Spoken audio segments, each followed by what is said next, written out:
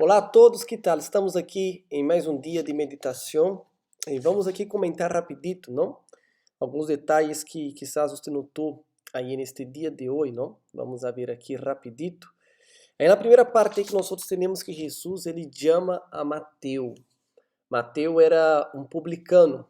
Publicano era uma função, era um cargo, era aqueles que cobravam impostos em nome de Roma. Mateu provavelmente era alguém com influências nesse quesito, e ele estava aí cobrando impostos, e Deus chamou ele. E ele tomou a iniciativa, a decisão de deixar tudo para servir a Jesus. Você vê que servir a Jesus sempre involucra renúncias, sempre vai involucrar renúncias, ok? E depois, logo de isso, eles vão a comer na casa de Mateu, e eles questionam a Jesus como é que Jesus se senta na mesa com os publicanos e com os pecadores. Pecadores, neste momento aí não se refere simplesmente a pecador prostituta, pessoas deste tipo, não. Os fariseus, muitas das vezes, consideravam que pecador é todo aquele que não tinha os conhecimentos, não viviam na lei mosaica ou na lei que eles viviam, na maneira que eles viviam. E para eles eram pecadores, ou pessoas que tinham um trabalho que não eram tão honrosos, eles também consideravam pecadores. Então, aí não se resume simplesmente de que pecava ou não pecava. E Jesus, ele dijo claramente, eu he venido para os enfermos, não para os sanos. Eu vim para eles. Se vocês consideram que não precisam de mim, amém, pero se eles estão considerando que precisam de mim, vai valorar. E é uma consciência que nós sempre temos que ter, que precisamos de Jesus. Precisamos muito dele. Depois nós temos aí que eles questionam não sobre ele ajuno, eles questionam por que os discípulos não ajunavam.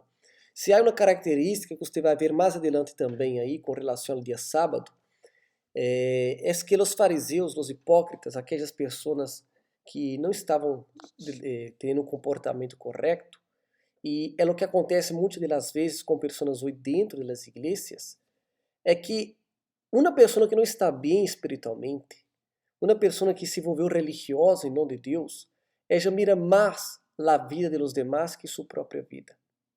Ela queda mais enfocada nos erros dos demás, no comportamento dos demás, que em seu próprio erro. E vou mais allá. Ela faz um par de coisas corretas e quer usar o que ela faz de correto para juzgar a los demás. E está mal isso.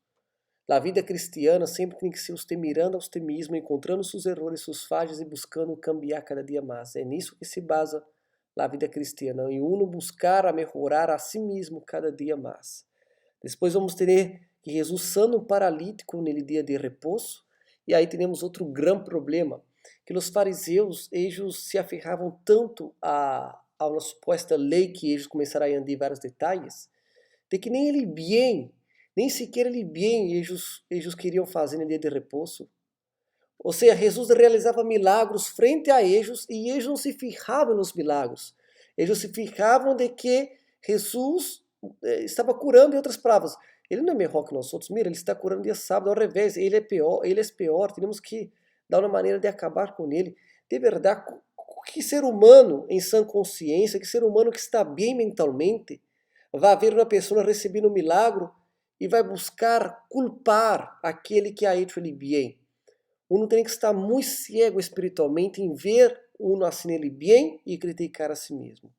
E é exatamente o que vemos muitas das vezes sendo contra nossa igreja.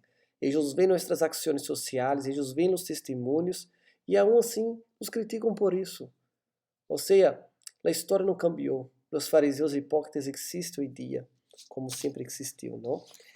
Depois você vai ver já em Juan, quando lemos em Juan, a cura dele paralítico e de repouso também, que Jesus está já em Jerusalém nesta festa, e é interessante você notar que Jesus normalmente ele passa mais tempo em Galileia, já no norte, se acorda ele mapita?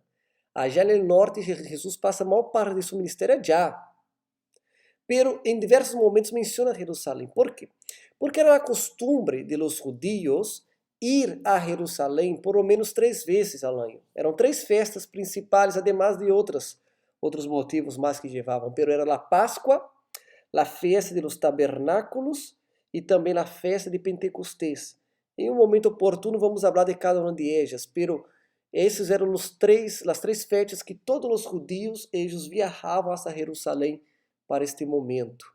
Então, se você vai ver aí, Jesus sempre ia a Jerusalém dentro desses momentos, incluso na Páscoa, onde ele foi crucificado. Está bem?